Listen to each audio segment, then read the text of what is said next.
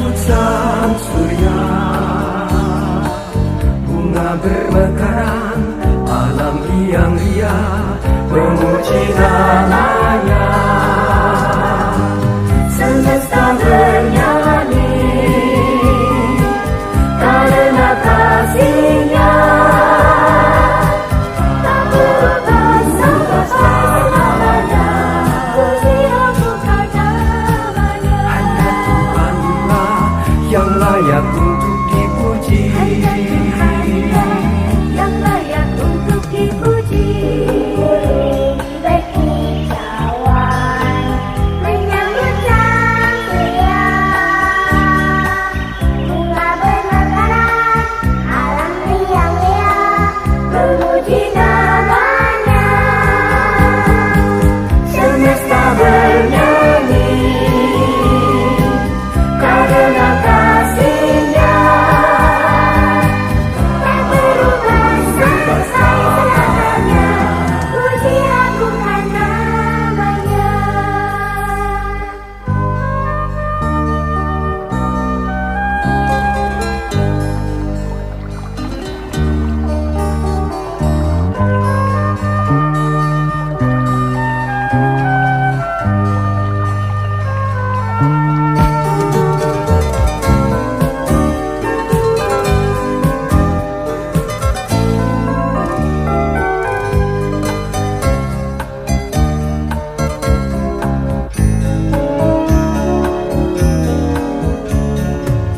Burung-burung berkicauan menyambut sang surya,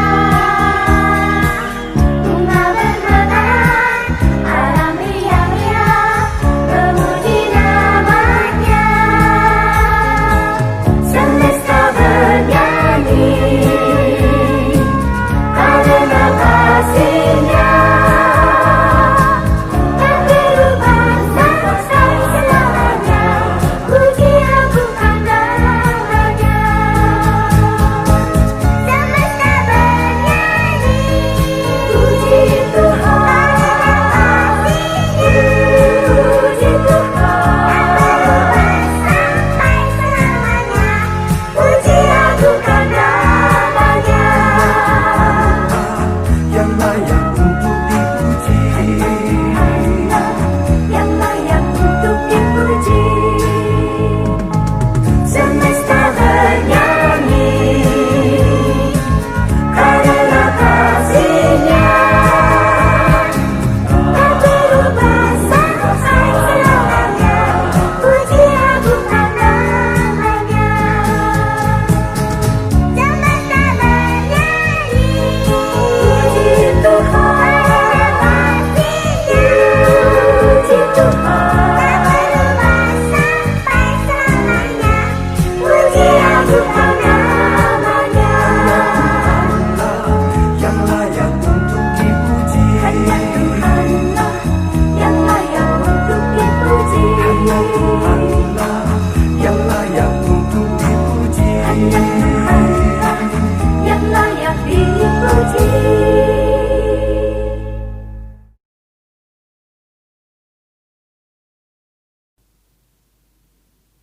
Shalom Bapak Ibu yang dikasihi Tuhan, kembali kita dipertemukan di dalam ibadah pada pagi hari ini.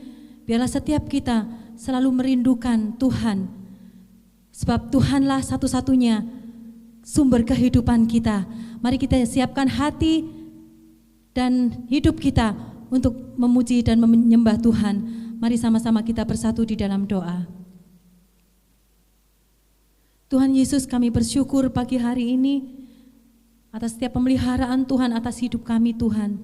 Terima kasih Tuhan, kami rindu untuk memuji membesarkan nama-Mu Tuhan. Pagi hari ini kami membawa seluruh hidup kami untuk menjadi satu persembahan dupa yang berbau harum di hadapan Engkau Tuhan. Terima kasih Tuhan, kami bersyukur di dalam nama Tuhan Yesus Kristus. Haleluya, amin.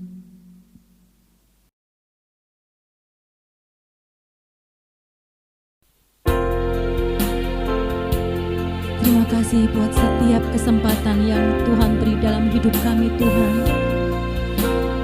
Kami rindu untuk selalu ada di dalam hadirat-Mu.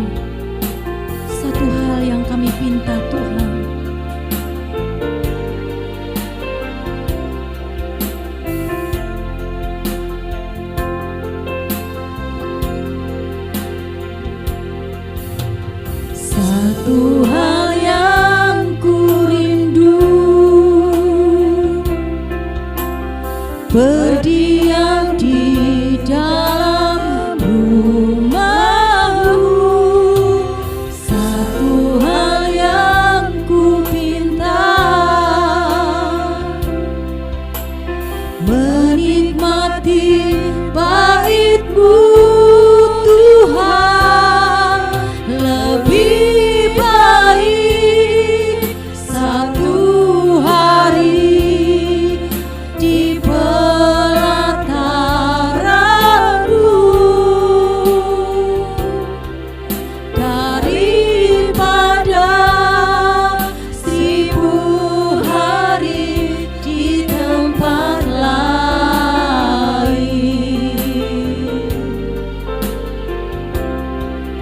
Memuji-Mu, menyembah-Mu, Kau Allah yang hidup, dan menikmati semua kemurahan-Mu.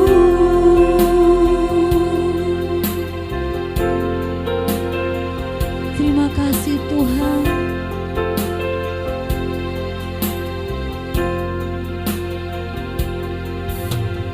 Satu hal yang ku rindu, berdiam di dalam rumah-Mu Tuhan. Di dalam rumah-Mu, satu hal yang ku pinta, menikmati bait-Mu Tuhan. Lebih baik satu hari di pelataran-Mu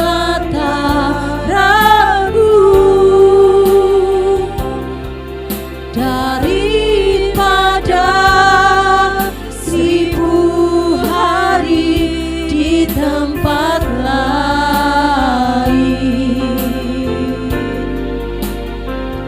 Aku memuji-Mu, aku menyembah-Mu, Kau Allah yang hidup, dan menikmati semua kemurahan-Mu.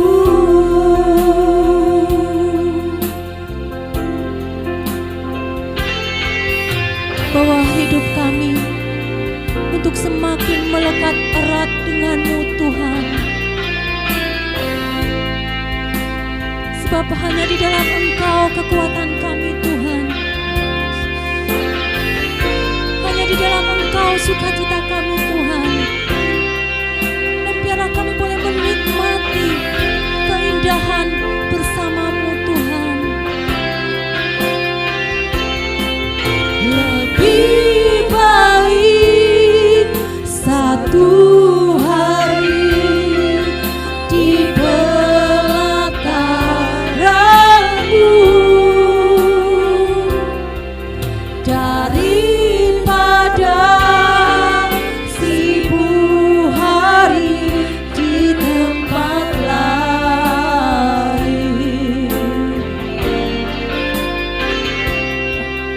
Memuji-Mu, menyembah-Mu, Kau Allah yang hidup, dan menikmati semua kemurahan-Mu, dan menikmati kemurahan-Mu,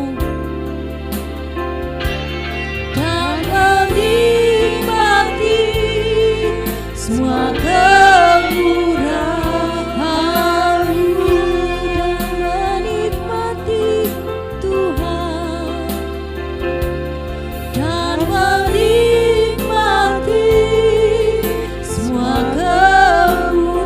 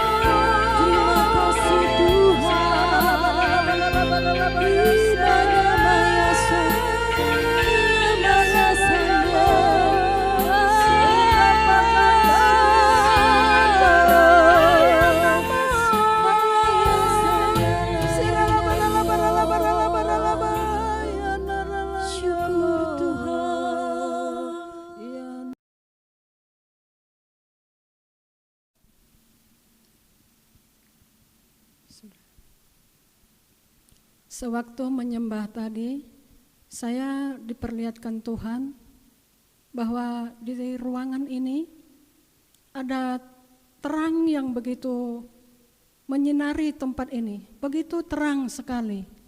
Dan Tuhan berkata, "Akulah terang itu, dan aku telah menaruh terang itu di dalam hatimu." Dan sewaktu Tuhan berkata demikian, saya melihat ada banyak bunga-bunga yang tumbuh di tempat ini. Bunga-bunga itu begitu indah, semuanya bermekaran indah. Dan Tuhan berkata, apabila engkau tetap tinggal di dalam aku, dan aku tetap tinggal di dalam engkau, maka engkau akan bertumbuh seperti bunga-bunga yang indah ini. Engkau akan bertumbuh dan memancarkan sinar, memancarkan bau harum yang mengharumkan namaku. Itu yang Tuhan nyatakan. Tuhan Yesus memberkati.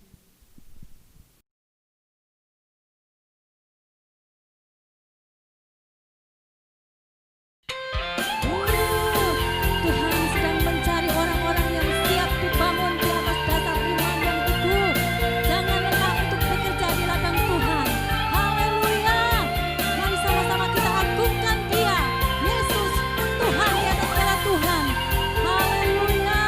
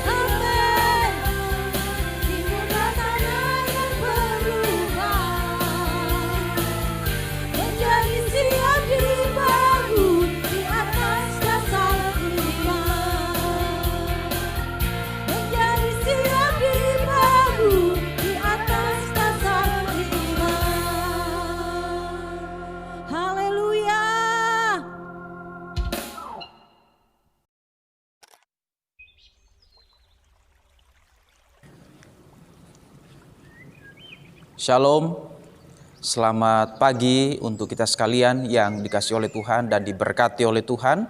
Pada kesempatan ini kita boleh kembali berjumpa di dalam ibadah kita sekalipun secara online seperti ini. Kita akan berdoa untuk memohon kepada kuasa Roh Kudus yang akan memberikan kemampuan bagi kita boleh menyerap dan memahami akan setiap kebenaran Allah sehingga itu akan menjadi hayat dalam hidup kita. Kita berdoa. Tuhan, kami bersyukur untuk kesempatan pagi hari ini. Kami boleh bersekutu bersama-sama sekalipun dipisahkan oleh jarak. Tetapi Roh-Mu senantiasa mengikat kami di dalam satu kesatuan yang tidak pernah melerai kami sebab kami satu di dalam Engkau. Itu sebabnya di dalam Roh-Mu pula kami menyerahkan akan ibadah ini sehingga melalui setiap pemberitaan firman yang kami dengar, kami benar-benar dapat memahami akan setiap kebenaran-Mu dan kami pun turut dibangun di dalamnya, menguatkan iman kami, membuat kami makin disegarkan dan kami boleh berbuah-buah dalam kehidupan yang Tuhan anugerahkan ini. Terima kasih Bapa, kami bersyukur di dalam nama Tuhan Yesus kami sudah berdoa. Amin. Bapak Ibu yang dikasihi oleh Tuhan, pada kesempatan pagi hari ini kita akan bersama-sama merenungkan firman Tuhan yang saya ambil daripada Mazmur pasal 107 ayat 8 dan ayatnya yang ke-9 yang bunyinya demikian. Biarlah mereka bersyukur kepada Tuhan karena kasih setianya, karena perbuatan-perbuatannya yang ajaib terhadap anak-anak manusia. Sebab dipuaskannya jiwa yang dahaga dan jiwa yang lapar dikenyangkannya dengan kebaikan. Renungan kita pada kesempatan ini saya beri judul Puas dengan Tuhan. Puas dengan Tuhan. Semua orang, setiap orang menghendaki kehidupannya puas dalam hidup ini. Ketika seseorang menjelang di akhir hayatnya, ketika seseorang berada di ambang kematian, dalam detik-detik terakhir, kehidupannya secara jujur, nuraninya secara jujur, itu akan terungkap di saat itu. Seperti apa dirinya, bagaimana keadaannya selama waktu-waktu yang telah dia lalui. Dan pertanyaan yang paling jujur dalam kehidupannya sepanjang dia hidup adalah apakah dia puas dengan kehidupan yang dia sudah lalui. Itu sebabnya kehidupan yang sementara yang Tuhan anugerahkan ini, kita harus benar-benar boleh memahami, mengerti, serta menghidupinya dalam sepanjang kehidupan yang Tuhan anugerahkan ini dengan sebuah kehidupan yang berjalan bersama-sama dengan Tuhan. Di dalam Mazmur pasalnya yang 107 ayat yang ke-8 dan 9 tadi itu dikatakan, biarlah mereka bersyukur kepada Tuhan karena kasih setianya, karena perbuatan-perbuatannya yang ajaib terhadap anak-anak manusia. Kalau kita melihat kamus besar bahasa Indonesia, definisi atau arti daripada kata puas adalah merasa senang dalam tanda kurung lega, gembira, kenyang dan lain sebagainya karena sudah terpenuhi hasrat hatinya. Itu menurut kamus besar bahasa Indonesia, bahwa puas itu adalah merasa senang, yaitu lega, gembira, kenyang karena sudah terpenuhi hasrat hatinya. Memang tidak bisa disangkali apa yang kita ingini, apa yang menjadi hasrat kita. Ketika hal itu terpenuhi, tergenapi dalam hidup kita, kita menjadi puas dengan apa yang kita inginkan itu atau hasrat hidup kita itu. Tentunya kita menjadi puas. Persoalannya adalah bahwa keinginan manusia itu tidak pernah berhenti dan tidak ada batasnya. Keinginan manusia selalu bertambah-tambah. Keinginan manusia selalu tidak pernah menemukan titik puas yang berhenti pada satu titik di mana dia sudah puas, dia tidak ingin lagi untuk diteruskan dengan hal-hal yang lebih lagi. Karena itu berkaitan dengan keinginan. Mengapa? Karena natur daripada keinginan, hakikat daripada keinginan itu dia terus mengalami perkembangan, kemajuan, terus makin dalam, termasuk semakin lama, itu akan semakin bertambah-tambah. Tidak ada seorang pun dalam keinginannya akan berhenti pada satu titik. Itu sebabnya kepuasan hidup itu harus kita kembalikan kepada kepuasan yang sejati, di mana firman Allah menjadi parameter. Firman Allah menjadi ukuran daripada kepuasan kita. Apa yang dikatakan oleh firman Allah, apa yang dikatakan oleh firman Tuhan, itulah yang kemudian itu yang kita hidupi, yang kita pegang menjadi prinsip kehidupan kita, menjadi falsafah dalam seluruh kehidupan yang Tuhan anugerahkan ini. Itu sebabnya kita kalau berkaca atau bercermin kepada firman Allah, maka kita akan menemukan bahwa puas itu tidak bisa dilepaskan daripada yang namanya bersyukur. Kita tidak bisa jauh-jauh daripada kata bersyukur. Itu sebabnya tadi di dalam Mazmur pasal 107 ayat yang ke-8 dikatakan, biarlah mereka bersyukur kepada Tuhan karena kasih setianya, karena perbuatan-perbuatannya yang ajaib terhadap anak-anak manusia. Sebab, ayat 9, sebab dipuaskannya jiwa yang dahaga dan jiwa yang lapar dikenyangkannya dengan kebaikan. Itu sebabnya rasa puas diri kita harus kaitkan kembali dengan Tuhan dan segala perbuatan-perbuatannya dalam hidup kita. Nah, secara sederhana kita dapat memberikan sebuah definisi terhadap kepuasan itu adalah merupakan sebuah keadaan batin. Ya, merupakan sebuah keadaan batin yang menerima dengan sukacita dan rasa syukur tanpa menyesali atas sesuatu. Definisi daripada puas adalah menerima dengan sukacita, ya, merupakan sebuah keadaan batin yang menerima dengan sukacita dan rasa syukur tanpa menyesali atas segala sesuatu. Apapun yang terjadi dalam hidup kita harus mengakui, kita harus menerima segala perbuatan-perbuatan Tuhan dalam hidup kita. Persoalannya adalah segala perbuatan Tuhan dalam hidup kita itu tidak selalu seperti yang kita ingini. Kalau ternyata kepuasan itu harus persis seperti yang kita ingini, tentunya kita akan mengalami kecewa dengan Tuhan. Itu sebabnya kita harus mengembalikan pengertian daripada puas itu adalah sesuai dengan tindakan-tindakan bijaksana daripada Tuhan.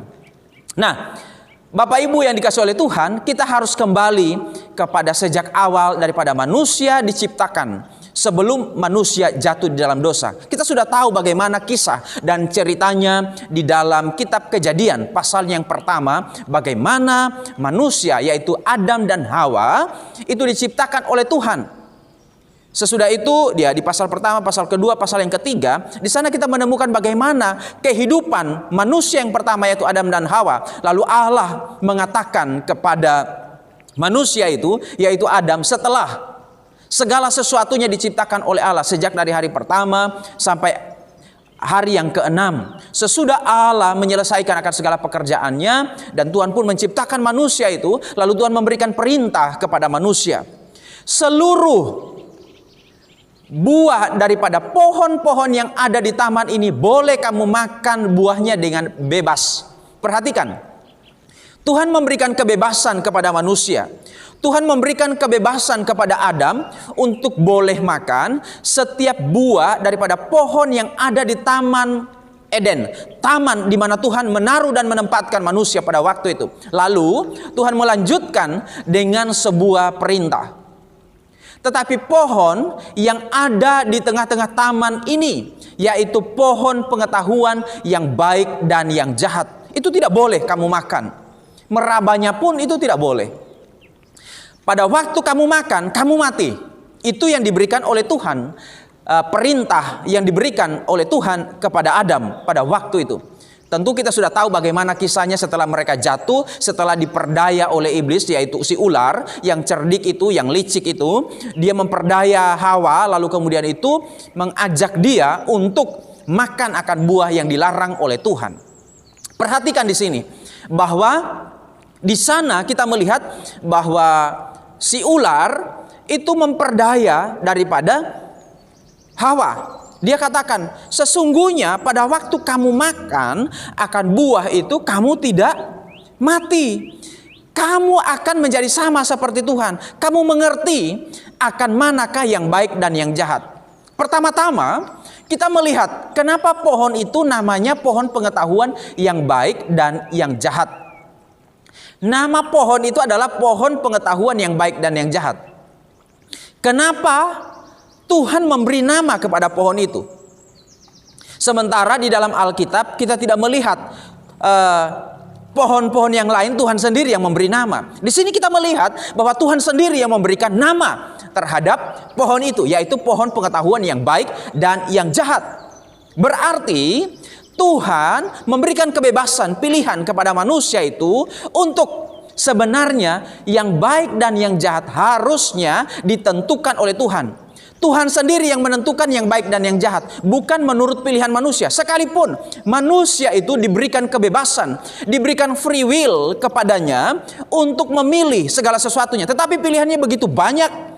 Seluruh pohon yang ada di taman ini boleh kamu makan buahnya dengan bebas.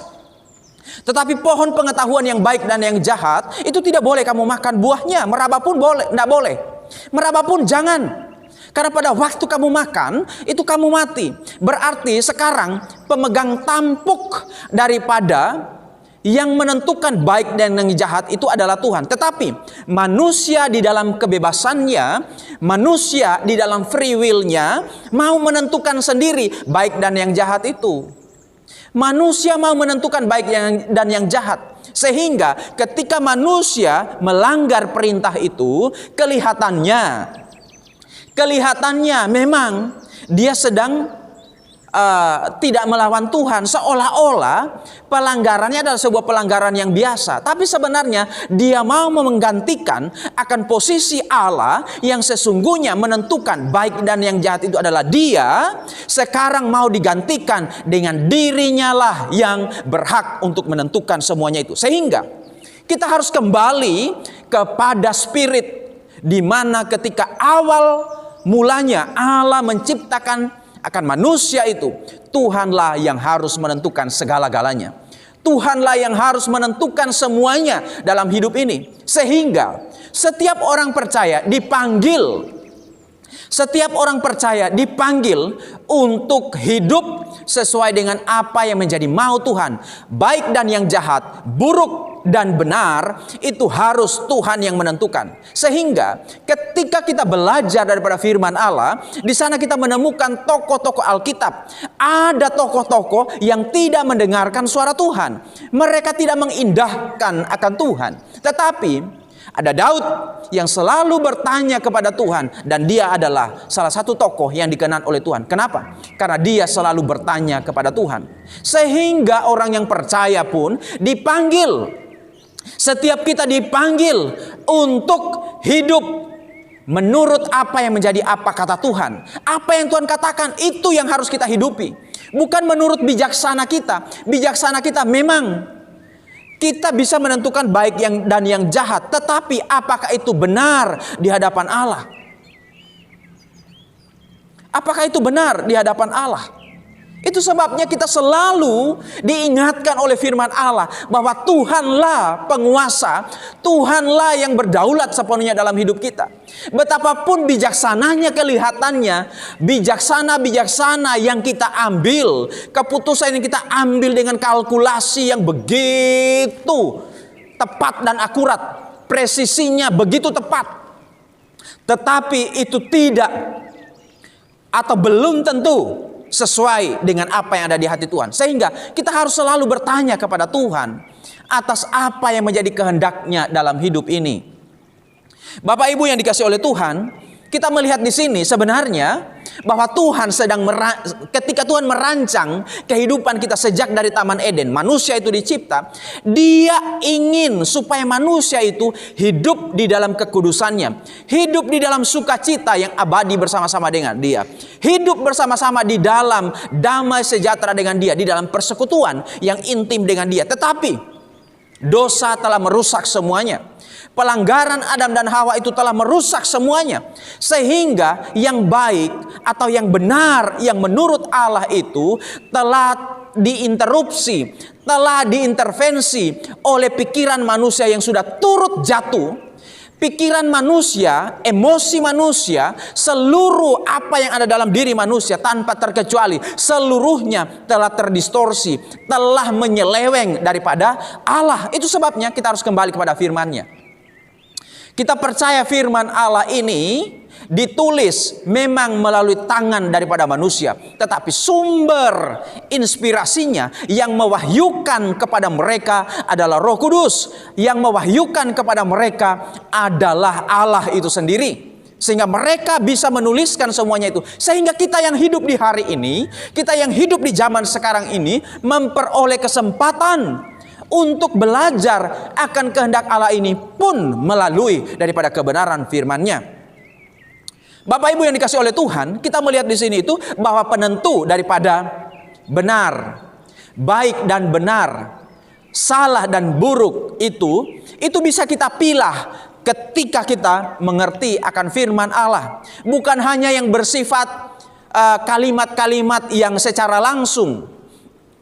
Kita bisa belajar daripada pengalaman-pengalaman daripada tokoh-tokoh Alkitab yang telah dicatat di dalamnya, di mana kita bisa mengambil hikmah, kita mengambil pelajaran di balik setiap pengalaman-pengalaman mereka itu. Nah, saudara-saudaraku yang dikasihi oleh Tuhan, kita di sini melihat tadi itu bahwa sesuai dengan judul kita itu puas dengan Tuhan, sebab dipuaskannya jiwa yang dahaga dan jiwa yang lapar dikenyangkannya dengan kebaikan. Bahwa Tuhan berkehendak supaya kita ini puas.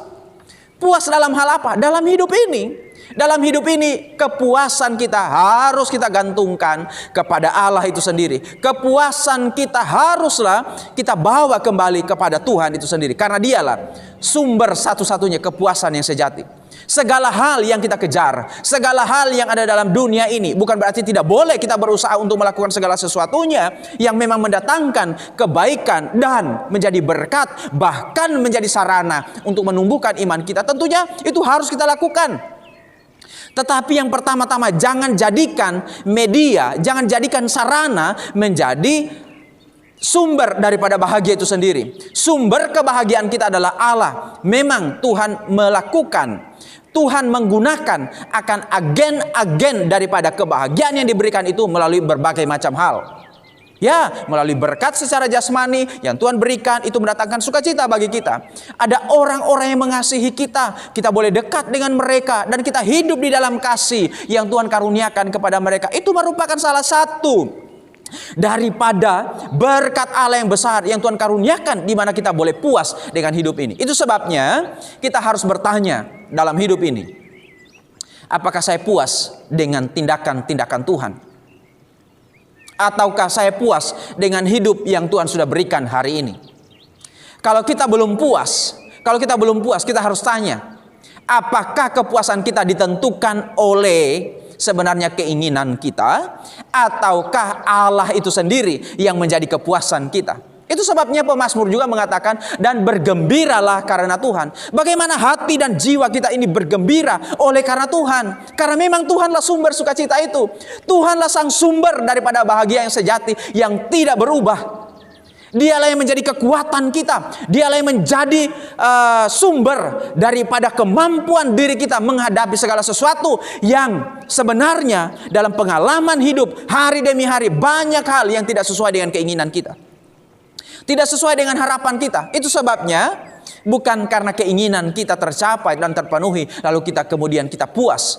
Itu sebabnya hendaklah masing-masing orang yang percaya kepadanya puas oleh Tuhan. Tindakan-tindakan Tuhan dalam hidupnya. Sebagaimana yang saya katakan di awal tadi, bahwa orang akan bertanya menjelang dia mati. Banyak orang menyesal. Jangankan menjelang dia mati, begitu dia sudah menjelang usia yang sudah semakin senja, oh ternyata hidup ini cuma begini. Oh ternyata hidup ini cuman begitu saja sesuai dengan pengalaman hidupnya. Jangankan orang yang hidupnya penuh dengan perjuangan, orang yang penuh dengan berbagai-bagai fasilitas, berbagai-bagai yang kelihatannya mereka lebih diberkati pun, orang-orang yang diberkati dengan berbagai-bagai hal dalam hidupnya, toh juga akan mengalami, akan berjumpa dengan sebuah pertanyaan besar dalam hidupnya. Oh, ternyata hidup ini cuma begini. Jikalau ternyata hidup ini cuma begini, kita harus bertanya bahwa apakah kita benar-benar sungguh-sungguh hidup untuk Tuhan. Karena makna dan kepuasan hidup yang sejati itu kita peroleh kembali di dalam Tuhan. Mari kita kembali kepada semangat daripada Taman Eden. Ketika Tuhan pertama kali menciptakan manusia di Taman Eden itu, yang menentukan baik dan buruk, yang menentukan yang benar, pengetahuan yang baik, yang benar itu adalah Tuhan sendiri yang harus menentukan semuanya itu. Kita harus kembali kepada semangat itu, bukan menurut bijaksana kita, kalkulasi kita. Kita coba-coba untuk mencoba mengalihkan, mencoba untuk tidak berpadanan dengan apa yang menjadi kehendak Tuhan. Kita berusaha untuk mengubah akan rencana Tuhan dalam hidup kita. Hidup kita ini sesungguhnya merupakan desain besar daripada rencana Tuhan yang besar pula, melampaui daripada umur dan usia kita. Perhatikan kehidupan daripada Yusuf. Ketika pada pasal 50 Tuhan berkata, Alkitab berkata melalui yang diucapkan oleh Yusuf, memang kamu mereka-rekakan yang jahat, tetapi Tuhan mereka-rekakan kebaikan, yakni untuk memeliharakan kehidupan suatu bangsa yang besar. Perhatikan bahwa bukan semata-mata demi Yusuf akan rencana Tuhan mereka-rekakan kebaikan itu bagi dia, tetapi kehidupan suatu bangsa yang besar, berarti melampaui daripada Yusuf itu sendiri, rencana Allah di dalamnya. Dan setiap kita dipanggil untuk itu. Setiap kita dipanggil untuk menghidupi, mengalir bersama-sama dengan Allah. Itu sebabnya Paulus berkata di dalam kitab Roma, kepada jemaat yang di Roma dikatakan, kita harus hidup oleh roh Allah. Kita hidup dipimpin oleh roh Allah. Karena apa? Itu semangat dari Eden, semangat dari Taman Eden. Yang menentukan baik dan benar itu adalah Tuhan. Sepanjang perjalanan daripada tokoh-tokoh yang dipakai oleh Tuhan, diberikan kesempatan untuk berbagian di dalam rencana Allah. Orang-orang yang dikenan dan diindahkan oleh Tuhan adalah mereka lah orang-orang yang telah bertanya kepada Tuhan, orang-orang yang terus bertanya kepada Tuhan, bukanlah orang-orang yang justru menjauh atau mengajukan supaya Tuhan ACC, ini rencana saya, ini rancangan saya, tolong untuk di ACC ya Tuhan, tolong disertai, tolong untuk digenapi, disempurnakan apa yang sudah saya rencanakan. Saya kira orang-orang seperti ini bukanlah orang-orang yang bertuhan, orang-orang yang hanya menggunakan Tuhan, di mana Tuhan hanya menjadi aksesori, Tuhan hanya menjadi pelengkap dalam hidupnya, sebagai pemanis daripada hidup yang sementara ini, supaya tidak dicap sebagai orang yang tidak beragama, supaya tidak dicap sebagai orang yang tidak bertuhan sehingga dia harus bertuhan, ataupun karena terdesak sehingga dia mencari Tuhan. Kita harus benar-benar kembali kepada semangat di mana kita benar-benar dipanggil hidup di dalam rohnya, bertanya kepada Tuhan, lalu kemudian kita membacakan firman-Nya. Tuhan akan berbicara kepada kita melalui rohnya yang kudus, yang akan berbicara di hati kita, menghidupkan setiap perkataan-perkataan firman yang telah kita baca dan kita renungkan, yang kita gumulkan dalam hidup ini, dan kita menemukan tepat seperti yang Dia mau. Sehingga seluruh hidup yang kita jalani, betapapun hidup itu penuh dengan perjuangan, tetapi kepuasan kita peroleh karena kita berjalan bersama-sama dengan Tuhan, karena kita berjalan bersama-sama dengan Dia, dan Tuhan memberikan akan sebuah surprise. Tuhan memberikan sebuah kejutan dalam setiap bagian demi bagian yang kita alami dengan Dia. Sebenarnya hidup ini dapat dinikmati seperti kalau kita nonton film. Kalau kita nonton film, biasanya kalau sudah ketebak duluan akan kemana ending, kemana akhir daripada jalan cerita daripada film itu, tentu film itu bukan film yang baik, itu film yang jelek.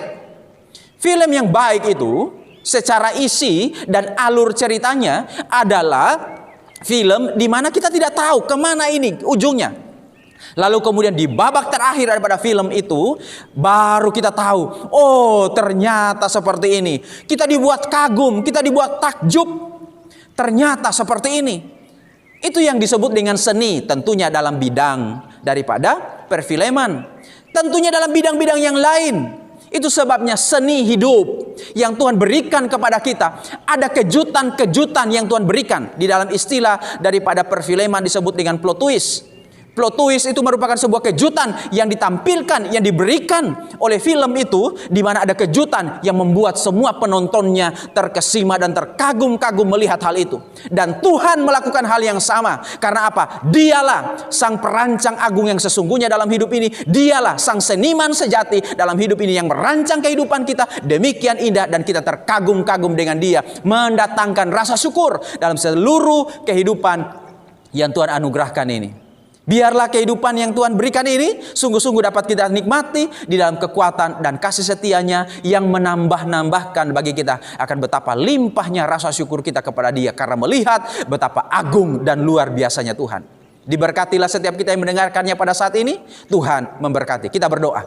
Tuhan, kami bersyukur, izinkan kami Tuhan untuk kembali melihat ke belakang bagaimana rancangan awal-Mu, supaya kami benar-benar dapat puas atas kehidupan yang Tuhan anugerahkan ini, yaitu sebuah kehidupan yang disemangati oleh karena kami bertanya, menanti-nantikan jawaban daripada Tuhan. Sebagaimana juga yang dikatakan oleh Rasul Paulus melalui kitab Roma, bahwa kami harus hidup di dalam roh, berjalan di dalam roh, berkata-kata dalam roh, segala sesuatunya kami hidup di dalam roh. Dan biarlah kami mengobarkan hidup di dalam roh-Mu yang kudus itu, yang akan membuat kami semakin benar-benar indah di hadapan-Mu, seperti bunga-bunga yang memancarkan akan keharuman dalam kehidupan kami. Dan kami pun diterangi oleh cahaya kebenaran-Mu. Penyataan Allah yang telah kami dengarkan melalui pernyataan Tuhan yang sudah disampaikan oleh Bung Marpaung tadi. Tuhan, terima kasih. Kami bersyukur untuk semuanya ini, dan terus menyertai kami dan memberikan kekuatan untuk kami melakukannya. Kami menjadi pemenang dalam segenap kehidupan kami. Dalam nama Yesus kami sudah berdoa dan bersyukur. Haleluya, haleluya. Amin. Tuhan memberkati.